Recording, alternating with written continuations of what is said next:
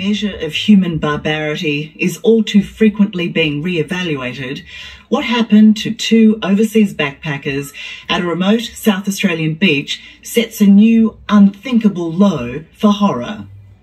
Salt Creek is a rugged and spectacular piece of coastline 200 kilometres southeast of Adelaide. But its very isolation made it the perfect setting for monster Roman Hines to try to satisfy his wicked fantasies. He lured the unsuspecting 23-year-olds, one from Brazil, one from Germany, to the beach and then kidnapped and attacked them. But how the young women fought to save themselves and each other shows courage can conquer evil. Tonight, for the first time, Beatrice and Lena tell their incredible story of escape from Salt Creek. And we have to warn you, this story has some confronting scenes and violence.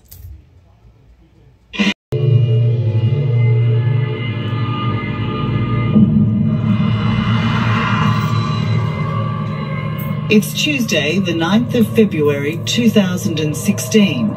And police are responding to a chilling cry for help. As this home video shows, it started out as a regular road trip, a friendly stranger giving two young backpackers a ride. They think they're safe.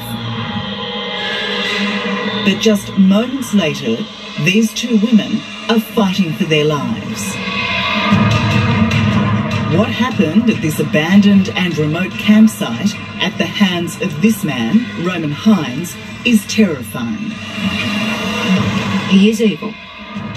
In the worst kind. He's another Ivan Milat.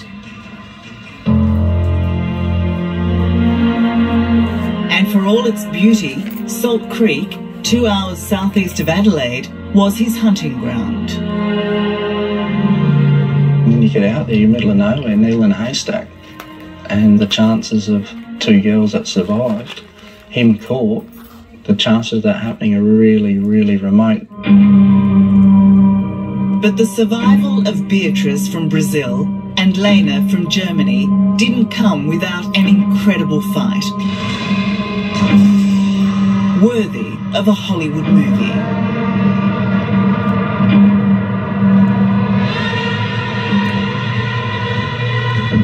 Roman Hines didn't count on you two, did he? He didn't count on how strong you were. No, he expected we both would be weak and he can just do what he wants with us. He didn't know that he was in fact facing two Amazonian women. Yeah. who were much stronger than him. Yeah. I think we were just smarter. Smarter? Yeah, exactly. Just at that moment, we knew that we had to fight, we had to do whatever was needed to survive somehow.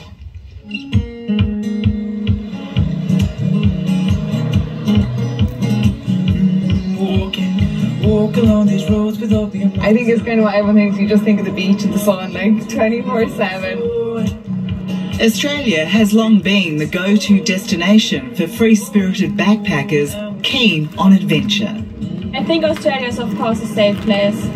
So follow the ocean back to your heart, full of your fears back to we have plenty of sun, surf, and in the minds of backpackers, not so many serial killers. No, yeah, are there serial killers here? Gosh. I still wouldn't get into a car, like hitchhike by myself, but if I do it with someone else or stuff like that, I would definitely do that, yeah. Lena too thought Australia safe, even after watching our own backpacker horror film, Wolf Creek, which she considered pure fiction. More tourists. Where are you from? Peter, help! Ah, shut the fuck up! I watched it with a friend together, and I remember that I was telling him after the movie was finished that I said to him, this is horrible, but it's not real. This will never ever happen to anyone. Like, not like this. And then, yeah.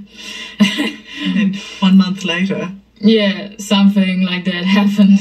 And it happened to you. Yeah, so it's quite unbelievable. Both 23 at the time, Beatrice and Lena had always dreamed of visiting Australia. Lena was on a gap year and Beatrice was completing her nursing studies. Both were keen to see as much as they could. My first adventure in my life, and I really wanted to do it. So I wasn't really that worried, and I knew there would be a lot of backpackers anyway.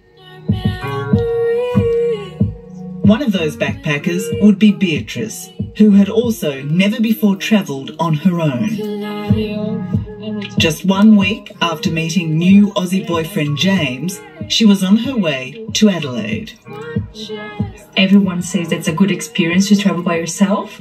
And I thought, like, I'm gonna be in Australia, I'm gonna meet people on the way, it's like a lovely country.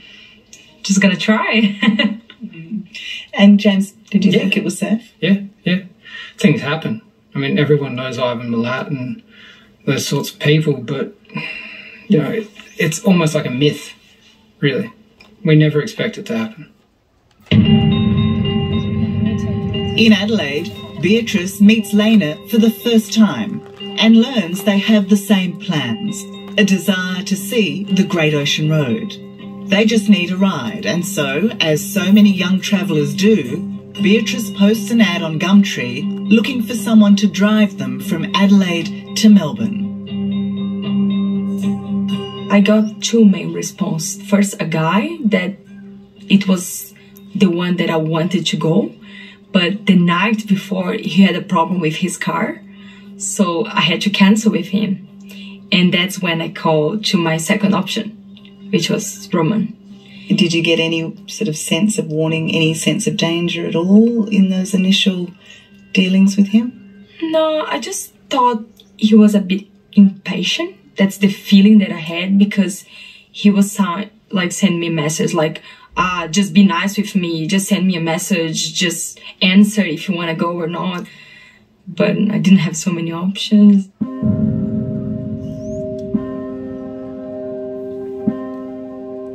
Tuesday, 9th of February last year, and Lena and Beatrice arrive at the designated meeting spot. 59-year-old Roman Hines is already there waiting. The first impression that I had, it was weird because he looked like older than what I was expecting. I was thinking the same. I thought, like, okay, Beatrice is here too, and that made me feel safer than it would normally do. Yeah. Like, I'm not sure if I would have gone with him all alone. Like, yeah. Yeah, me too.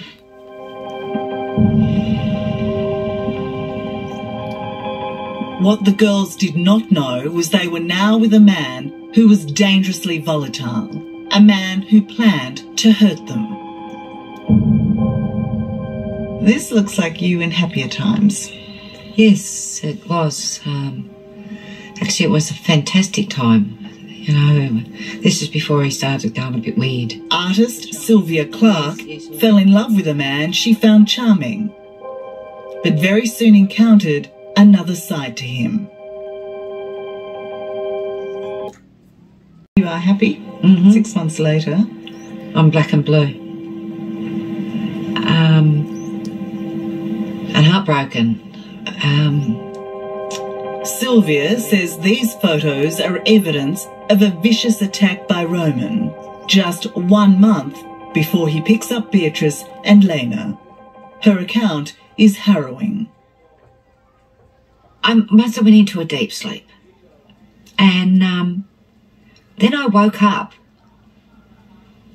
This hand was already tied up. My left hand was already tied up.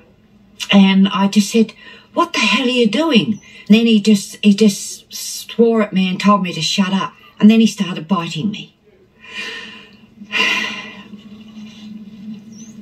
He kept constantly biting me, and then he was grabbing me like I was a dirty rag and just yanking at me, my legs, trying to get my legs apart. And in the end, I just lay there. And I just thought to myself, if I keep doing this, it could come out worse. Then when he'd finished, he just rolled over, left me tied up, just rolled over, turned his back. Like, and I was left laying there. He didn't say anything to you? Didn't say a single word to me. Too ashamed to go to police, Sylvia ended the relationship and luckily escaped a planned camping trip to Salt Creek. What do you think might have happened to you if you'd gone with him on that camping trip to Salt Creek? Well, the way he would, like that, flick instantly from one person to another, I probably wouldn't have come back.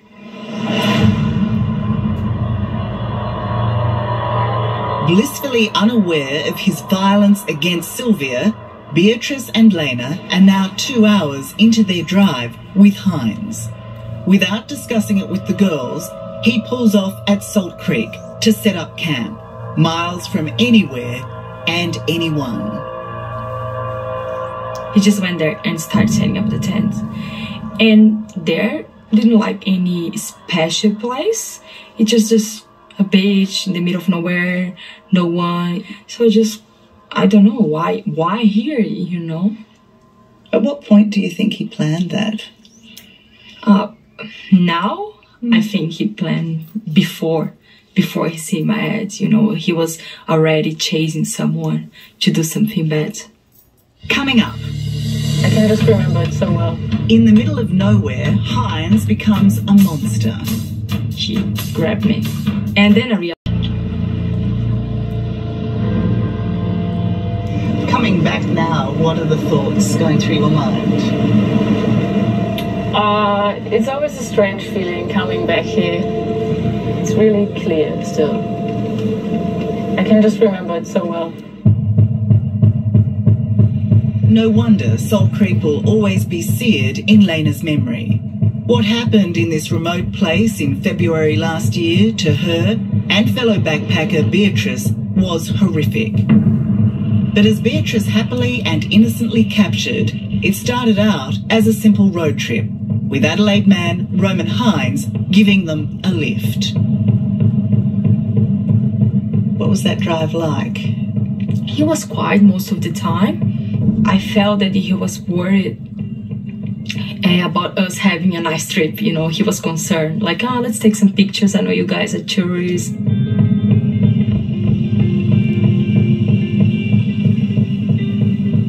The girls were unaware of the menace Hines kept hidden. On their way to the Great Ocean Road, he decided to pull into Salt Creek, a remote fishing destination he knew well.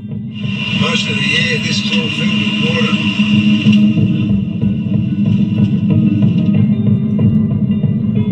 He took them to Tea Tree Crossing to set up camp. By now, Lena was worried.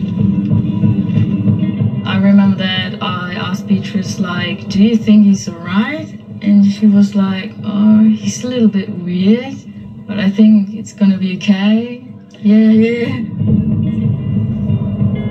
Masquerading as a mild and helpful fellow traveller, Hines soon had the camp ready. So after the camp was set up, what did you do, Lena? I was pretty tired on that day, and I actually just wanted to sleep.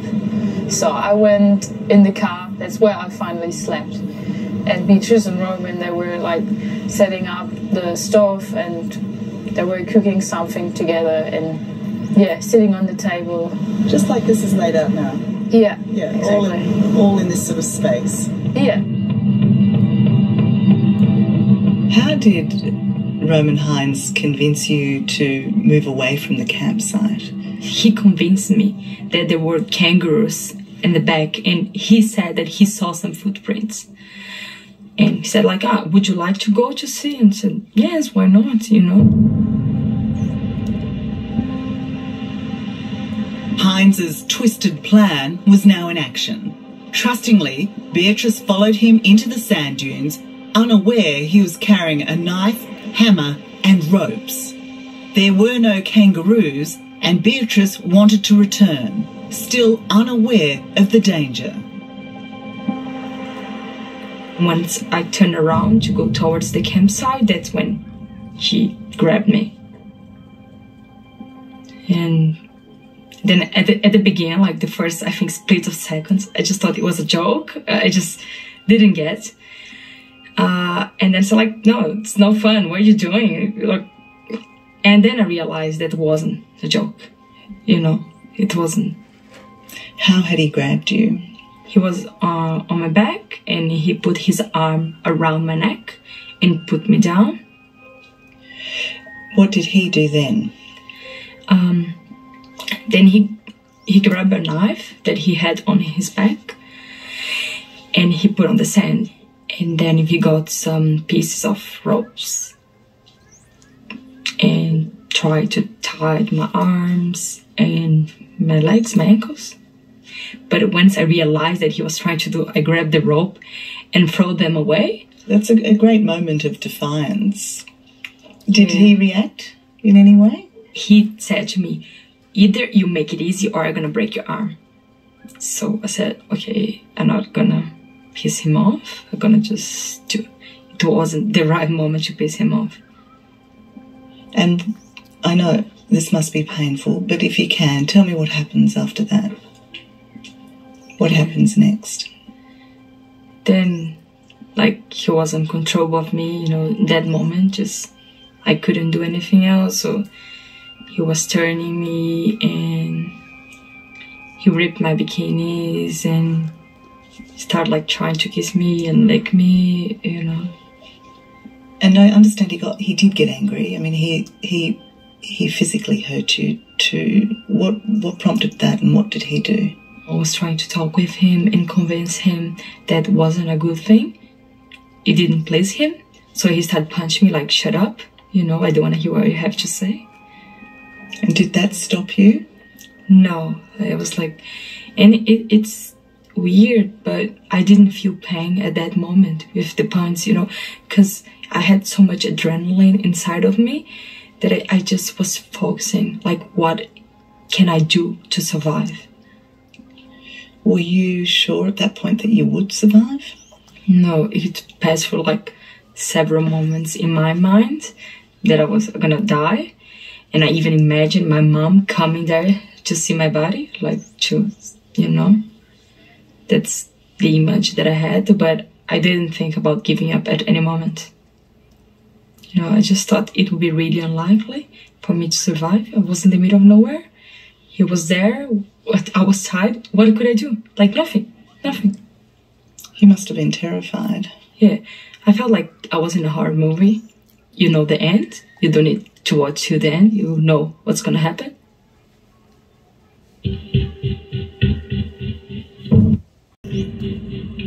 Beatrice's next move most likely saved her life. Incredibly, instead of fighting Roman, she tricked him, persuading him they could continue with whatever he wanted back in the comfort of the camp. I had to convince him that I was on his side, you know, so I said, like, you don't need to do this. If you want to do something, just ask me. We can go to the tent, we can relax there. You don't need to do this. And when we were going towards the camp, I felt good, but for some reason when we were getting close to the camp, it felt that he changed his mind and he went towards the other direction. And at this moment I thought, that's my final chance, because if you go far away, I don't know what's gonna happen. And that's when I screamed for Lena. I had just one chance, Lena, and that's it. And then he started punching me and he threw me on the sand.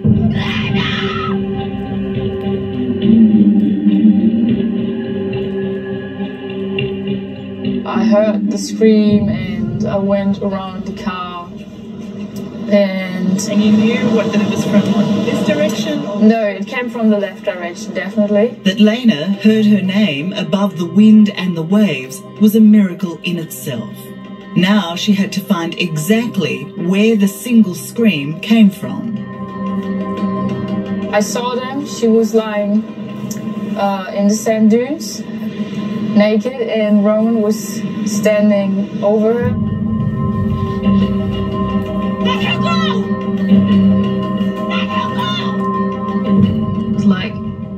God, this can't be true. Then after the shock moment, I got really angry suddenly. I was like, what the hell does he think he is? Like, he can't do this. And so I went in their direction and I shouted at him something like leave her alone, get away from her, let her go. And he turned around to me and he said something really strange that I didn't get immediately in that moment. He said something like, I just wanted to try her.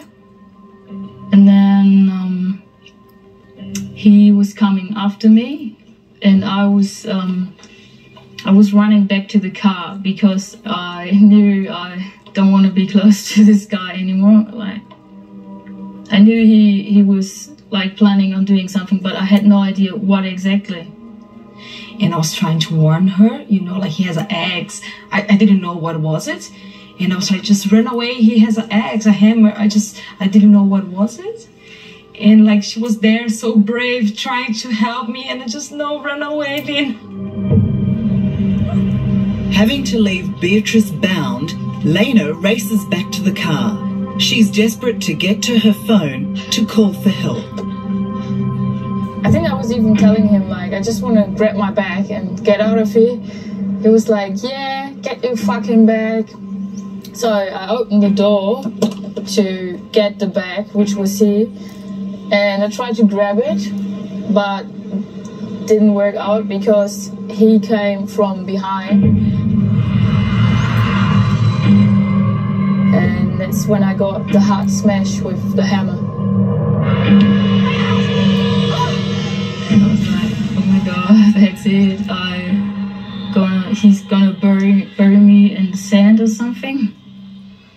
So I thought that's it pretty much. I didn't know what he had like hit me with because I couldn't see it immediately, but I thought that's the end because the smash was so hard.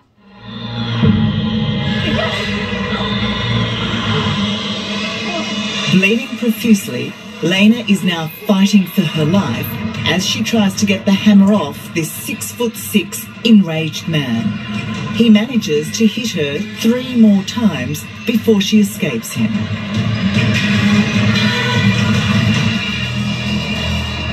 He has a hammer and a knife. What do you think he was planning on doing? His intentions with those tools was to harm us, for sure. Yeah, like after the hammer attack, it was clear. I was just thinking, oh my god, he's just totally insane. Like, he wants to kill us. Yeah. Coming up, incredible courage. She saved me again at this moment. Whose idea was it to go separate ways? And an unbelievable chase. I mean, look at you, you're little, and he's got this 4-wheel drive and he's chasing you. How Lena outsmarted the madman. So I pretty much jumped on the bonnet. He was really angry. That's next on 60 Minutes.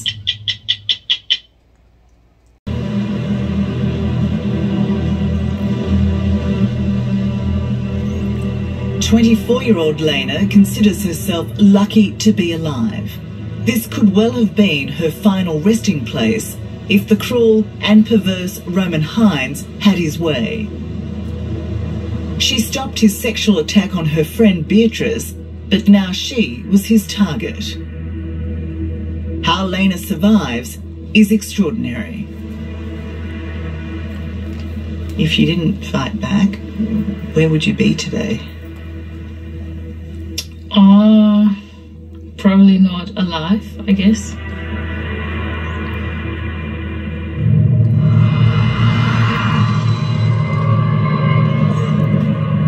Her fight for survival went on for hours.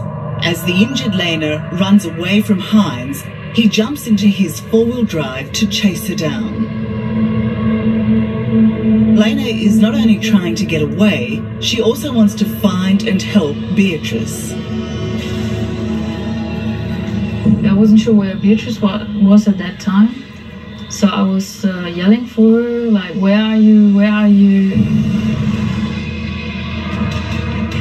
I don't know where exactly it was. I think he went to his car to chase us, and at this moment she untied my arms. So she saved me again at this moment. And that's when I have the opportunity to survive.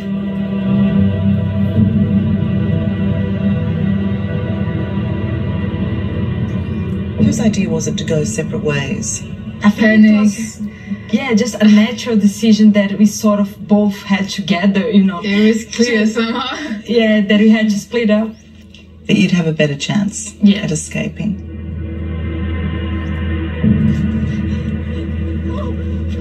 But which direction to take was another fateful decision. Beatrice went left, up into the sand dunes, and Lena right. Naked and frightened, Beatrice hid in the bushes, but Lena was in full sight.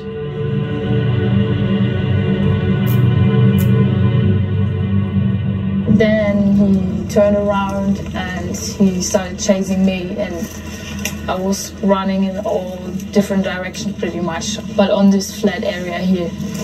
You must have been terrified again. Yes. Yeah. I mean, look at you, you're little, and he's got this four-wheel drive and he's chasing you. It's huge, the car, and I didn't really know what to do. The only chance was just running away as fast as I could.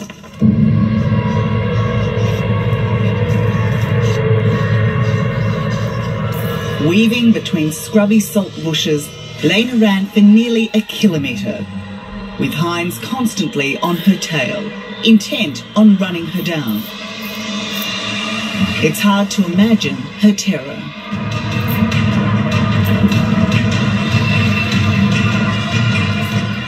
What freaked me out was, A, there were small footprints, you see, so it was not much of a girl, it was obviously a small person. But the footprints were like 4 feet apart. And as clear as a bell, that's someone running for their life.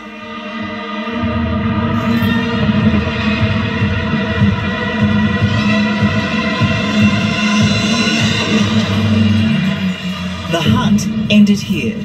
Lena had nowhere else to run. He finally reached me with the car and just bumped into me pretty much in my back. With the bumper bump? Yeah. So you're running and he's got you? Yeah. So how many times did he do that to you? He did that, like, I think 4 times, and always bumping into me with the bull bar. And then I flew away in the sand, but always stood up again.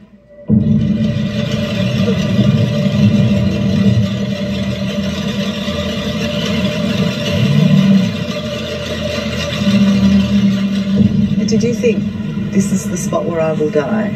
Yeah, I thought I'm going to die. I was really sure about it. Like, I already imagined myself dying here, and that's why I didn't want to give up in the end. Because I was so determined that I didn't want to die here. I really don't want to die. To die and on this spot. Not here. Not now.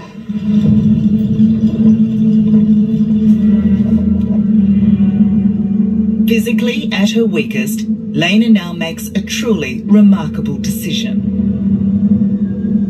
I realized that I got weaker and weaker. I knew I couldn't go on for this for very long. So I remember when he turned around the next time and was facing me with the car, I thought, like, okay, I have to do something because I can't keep on going. And so I pretty much ran towards the car and just jumped on the bonnet. And I was holding myself on the antenna of the car, and then pushing myself up on the bonnet, and then straight going onto the roof, because I thought, like, okay, I'm safe on the roof, he can't get on the roof. I'm laughing because I can't help it, but it's because you're so extraordinary. Like, how did you think to do that? How could you do that physically? It's incredible. I felt like a bit like in a movie. It felt like James Bond a bit.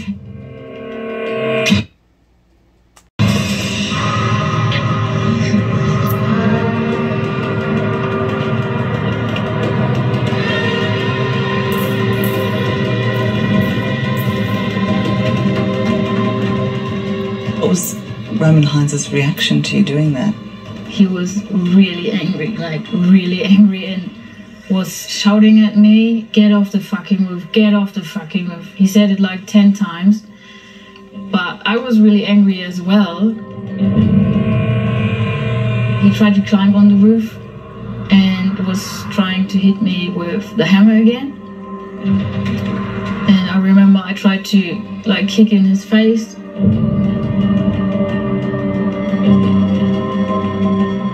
To be in this situation where this man is clearly trying to get you, you're bleeding profusely. It was like, yeah, like a blood rain. It like kept on dripping onto the roof. That's when I knew like it's really serious, because it just kept on dripping, didn't stop. Like blood rain, you said? Yeah, blood rain.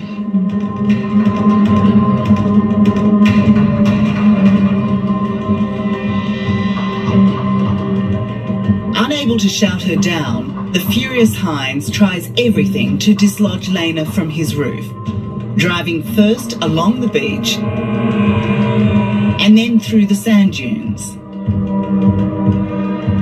He was like driving like a madman through everything.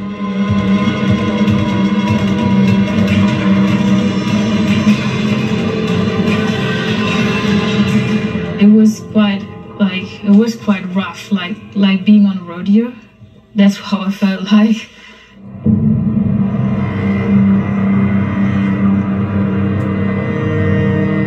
Petrified Hines would be back, Beatrice stays hidden behind bushes until, unexpectedly, her luck changes.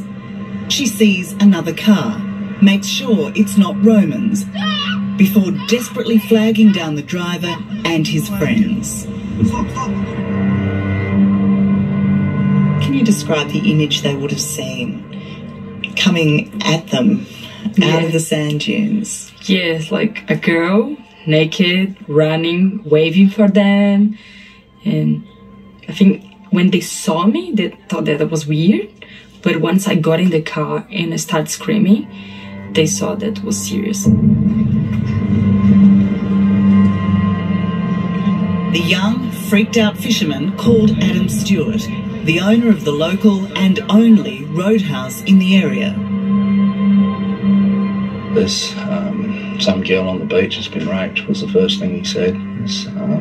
There's basically some guys raped and bashing some girls on the beach, and just panic. Like just an extreme level of help.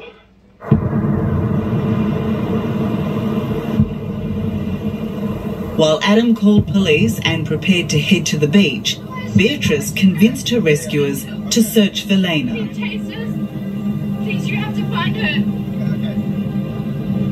And they want me to like take me back to the entrance to save me, but then I said no, my friend's still there. And they agreed with me to try to look for her, you know. And I think that's the moment when indirectly I saved her back, you know, because Roman knew that there was someone else chasing him.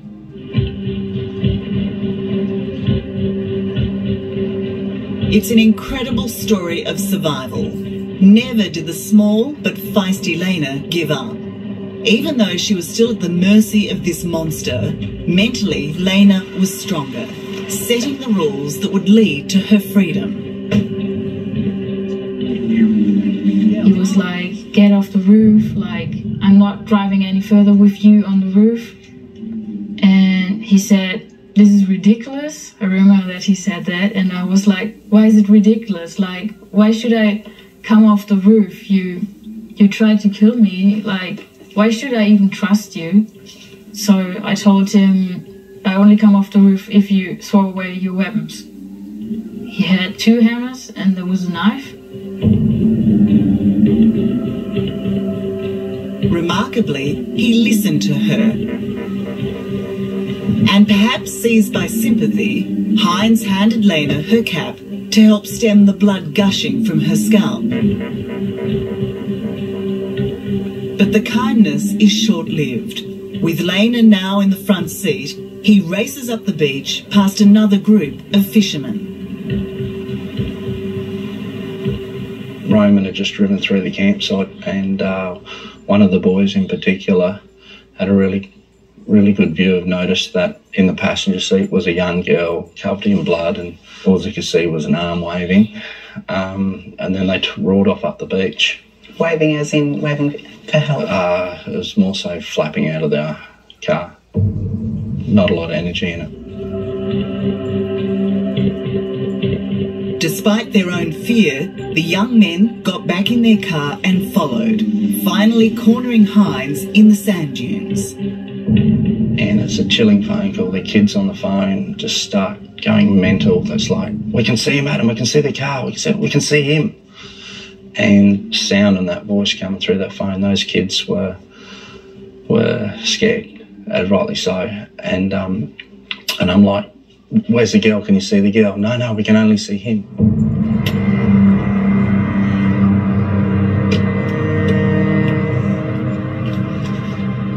I finally opened the door and was like, please, Lena, get back into the car. And I said, no, I'm going to the fisherman now. He looked really confused, like not like as if he didn't know what to do really with this kind of situation. And then I pretty much just ran away, and I turned around a couple of times, but he didn't come after me.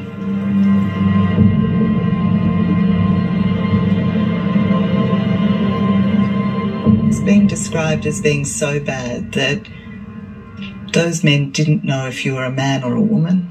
Yeah, I had no idea. That's what they told me later. And that's why they were so scared and didn't want to come towards me. Roman Hines didn't stick around for Lena's rescue and fled the scene in his four-wheel drive. With sunlight fading fast and hundreds of kilometres of sand dunes to cover, it became a race against time. From that moment on, it was just a hunt. We were after him, you know. We knew the girls were safe. We just got to find this guy. Coming up, the hunter becomes the hunted. It was ending there. It was ending one way or another. We were just going to random. Yeah. And one more chilling twist.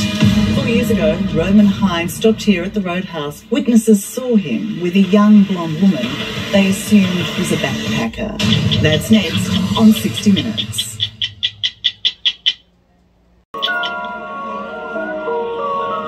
Like old friends, Beatrice and Lena greet one another with a special joy. But only they know how extraordinary and difficult their journey has been.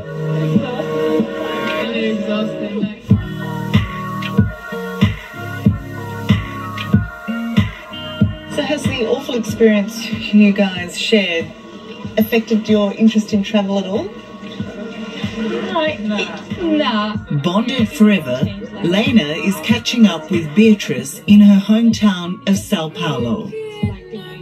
Brazil is far less safe than Australia, but reflecting on last year's attack, Beatrice and Lena both blame the man, Roman Hines, not the place. I still like Australia, definitely.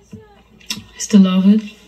And yeah, this hasn't changed what I feel for Australia, because I know it has nothing to do with Australia. It's just a bad man. I was unlucky that I met him, and it has nothing to do with the country, really.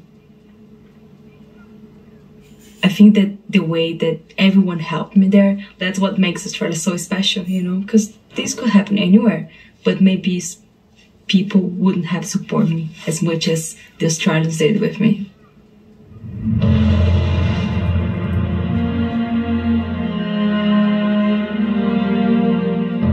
The brutal attack showed the worst Australia can offer, a depraved man making the most of a lonely and wild stretch of coast.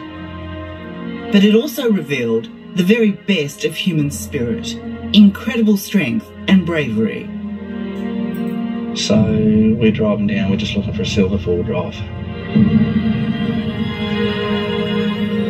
No one knows Salt Creek better than Adam Stewart, and so police recruited him to help catch Roman Hines, who was on the run.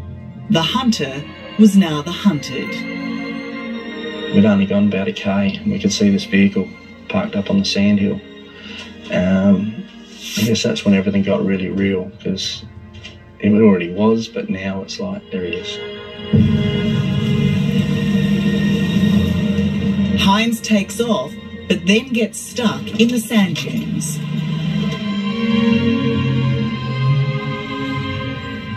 He's just sitting there with his hands on the wheels. He's just stared at us. So you're sitting in your car? Yeah, I'm sitting in my car. Yeah, I'm sitting there, hands on gear stick, foot's on accelerator, foot's on clutch, because we don't know what he's going to do. We don't know if he's going to pull something out the window. We don't know if he's going to take off. If he moved an inch, he was just going to get T-boned. Like, that was, it was ending there. It was ending one way or another. We're just going to... Well, you were just going to ram him? Yeah. It stops it. This was the critical and anxious moment they'd all anticipated. Take your legs up, okay? And if you kick me, I'm going to belt you, alright? But when it finally came, as this footage of his arrest shows, the fight had gone out of Roman Hines. The sun had set on his freedom and the terror he'd wielded on this beach. When he put those cuffs on him, you couldn't imagine what it was like to have that relief, to know that that guy's there, he's now got the cuffs on, there's no one else. He can't hurt anyone else, not today.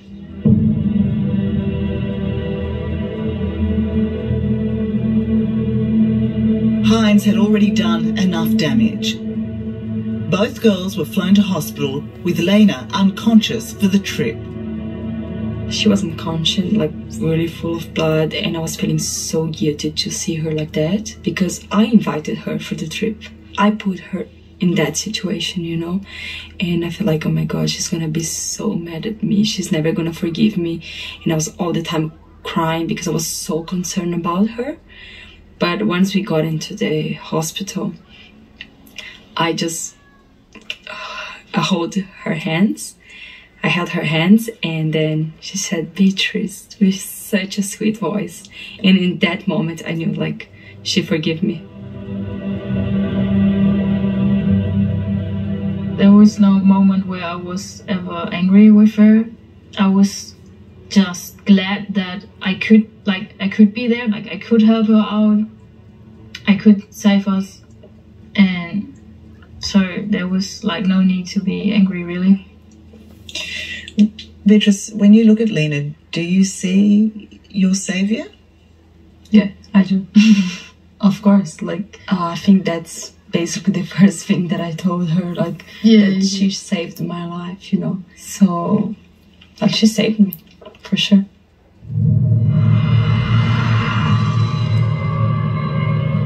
As news of the attack travelled around Australia, Hines' ex-girlfriend Sylvia Clark was devastated.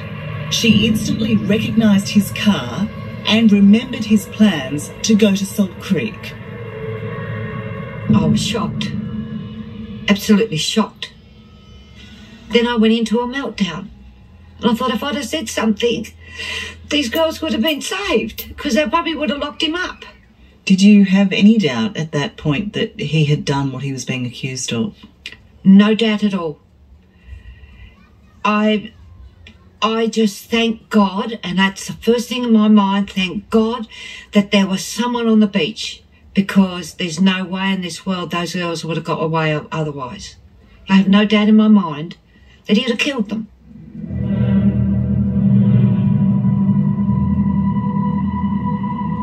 Police found a library of sadistic porn on Hines' computer. They also convinced Sylvia to come forward as a witness after she told them he raped her. But at trial, while the judge agreed there had been a violent sexual encounter, she didn't accept it was rape. When the judge came down with the decision...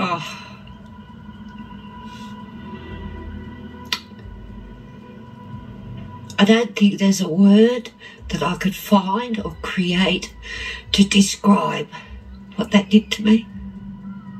Do they think I put those bruises on myself because I didn't go to the police and report him, so that all went against me? It's so unfair.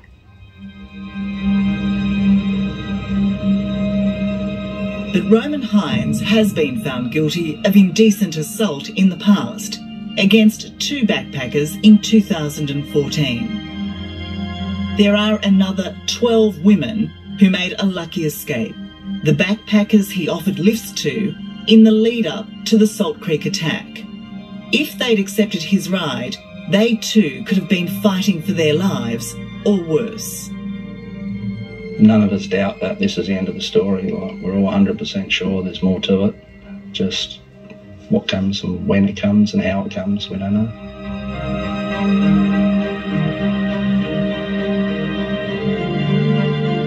Adding to the creepiness of Salt Creek is the fear it may hold a terrible secret.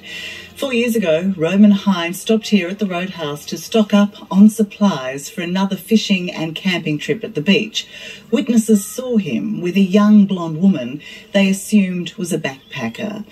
2 days later, when Roman Hines left Salt Creek and again stopped here on his way out, there was no sign of the young woman.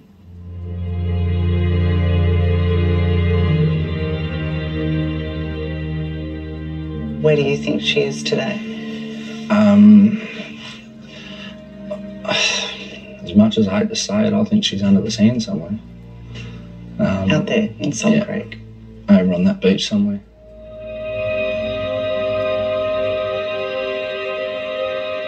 Without knowing who she is, it's difficult, but police told Adam they would investigate the woman's whereabouts. For Beatrice, nearly 2 years on, life is in Brazil. And would you describe yourself as happy at the moment? Is it a good life? Oh, I think there's your ups and downs, you know, but generally I think I think I'm in a good stage of my life where I can travel. But Beatrice also knows she's been deeply affected by the perversions of Roman Hines, as does her partner, James. What is your greatest concern about what she's been through? What do you worry about most? I feel like for her, a piece of her has been stolen, you know, and it's just not fair for her. I just want her happiness, really. And I'm concerned about the difficulty she has, just day to day. I prefer not to be outside after sunset because I just don't feel comfortable. I don't feel safe anymore. If I see someone on the street, I start thinking that they might be following me. It's just sometimes it's a bit crazy, but I just can't control. The last time Beatrice and Lena spent time together was earlier this year at the trial of Roman Hines in Adelaide. They were once again united and courageous as Hines was found guilty of all charges against him, apart from the attempted murder of Lena. He will spend at least 17 years behind bars, where, if he has any insight, he'll forever regret taking on these 2 phenomenal women. This one is for you. When you think of Roman Hines today, what do you think? I just think he is just like a sick person. I'm happy that he won't harm other people, so I'm happy. That's it, you know. I don't want to have any bad feelings, because any bad feeling that I have, it's gonna affect me and just me. So it's not worth it. Did you know that you had that fight within you? Did you know that when it came down to having to save yourself, that you would be so good at it? No. I had no idea that this was inside me, that I had such a strength and energy to do all those things. Such a strength and energy. Yeah. So that's a good point about the whole story that I found out about myself, that I'm able to do something like that in a really difficult situation.